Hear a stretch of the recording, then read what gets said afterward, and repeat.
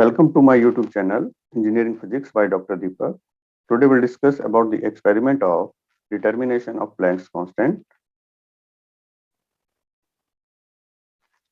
Planck's constant H, a physical constant, was introduced by German physicist named Max Planck in the year of 1900. The significance of Planck's constant is that we have to determine the value of H.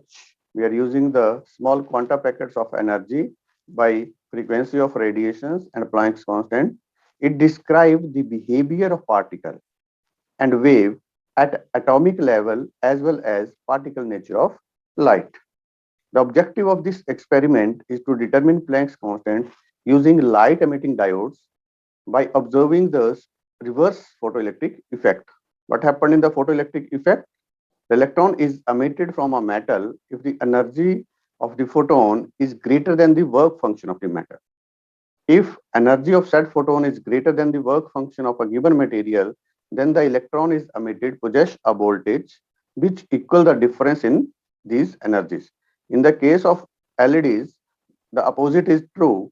If an electron of sufficient voltage passed across a material, then a photon is emitted, whose energy is equivalent to the work function of the material.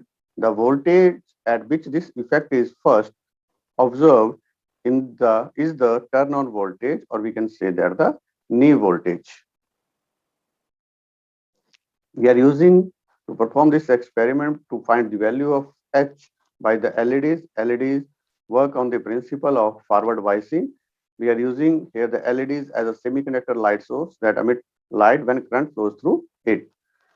Electron in the semiconductor recombines with the holes, releasing energy in the form of photon. And the color of light that depend upon the energy of the photon is determined by the energy required to electron to cross the band gap of a semiconductor. White light we are obtaining by using the multiple colors or the multiple semiconductor or a layer of light emitting phosphor on the semiconductor device. So in this experiment, we are using the red, blue, green, or yellow LEDs to perform the experiment. We know that by the Planck's law, E is equal to h nu. We can calculate the value of h and E, energy of the photon, which is equal to electronic charge into the voltage V. Electronic charge having a value 1.6 into 10 power minus 19 coulomb. So we are using the equation number 2 and equation number 3 in the equation number 1. Frequency is equal to c upon lambda. C is the speed of light, 3 into 10 power 8 meter per second. So we put the value of equation 2 and 3 in the 1. We can get h is equal to EV lambda divided by c. This equation can be rewritten in the form of voltage, which is equal to hc divided by E lambda, where c is the velocity of light, h is the Planck's constant, lambda is the wavelength of light. Now from equation number 4, we see that the slope s of a graph of v on the vertical axis versus 1 by lambda on the horizontal axis, the slope is hc divided by E. We can determine the value of h by using the slope also. So h is equal to E by c into slope. Or we can write down the equation number 4, h is equal to E by c lambda into b. Now how we can perform the experiment on the simulator? This is our simulator. This is the circuit diagram. This is the light emitting diode. The positive end of the light emitting diode is connected with the resistor and the positive of the voltmeter, and the negative end of a diode, that is the light emitting diode, is connected with the negative of the voltmeter and negative of the supply.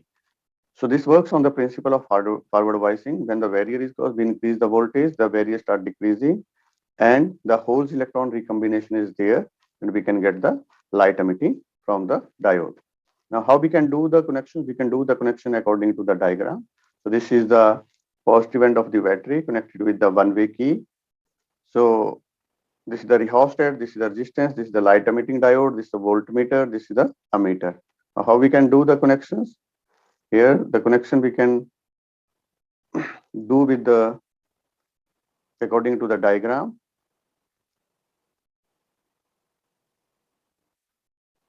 So resistor connected with the ammeter, and ammeter is connected with the rheostat.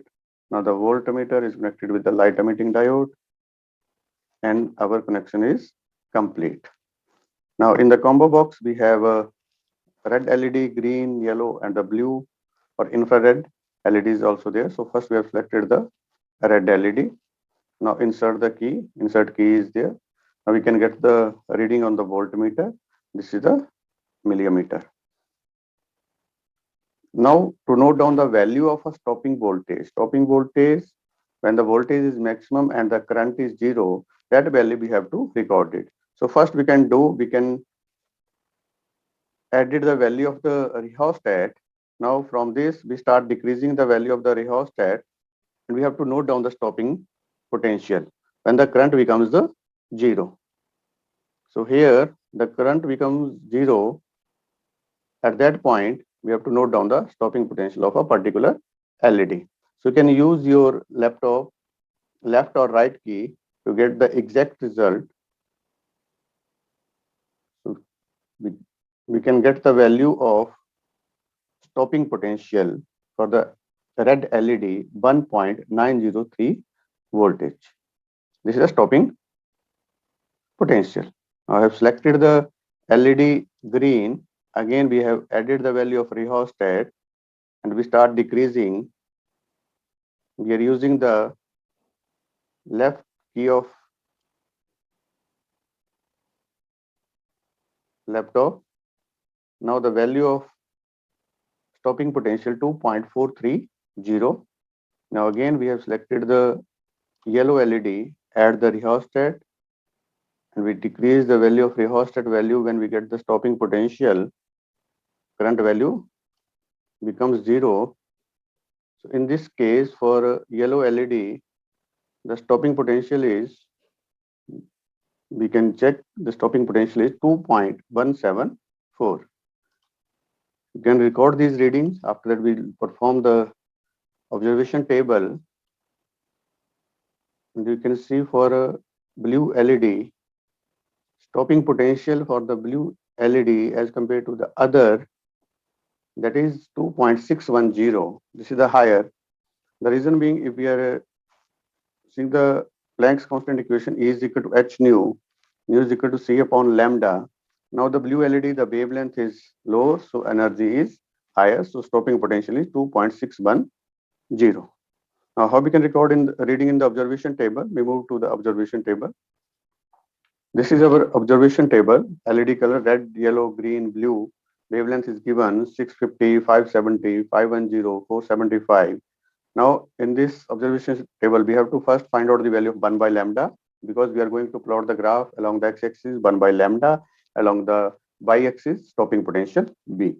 We can calculate the value of 1 by lambda. 1 divided by 650 nanometer, convert the nanometer into the meter, 10 raised power minus 9, and this value becomes 1.53 into 10 power 6. Similarly, for the yellow, green, or the blue stopping potential, we have performed the experiment. We have seen the value of the stopping potential. We have noted down in the observation table. And this is the value of H for the individual LED. The different of a wavelength, we can get the value of different H. Now we can find out the value of H by using the slope 6.50 into 10 power minus 34 joule second. So here we have plotted the graph between the voltage versus 1 by lambda to determine the slope of the line. So this is our graph.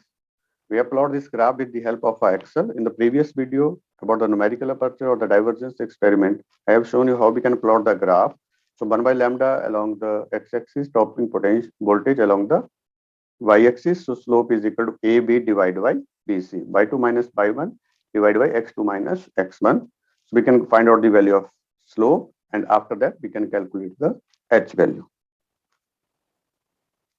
The value of Planck's constant in our experiment, which is equal to 6.50 into 10 power minus 34 joule second. So in the conclusion, our experiment value of Planck's constant was well within the limit set by the experimental uncertainty. For watching, please subscribe my YouTube channel. Thank you.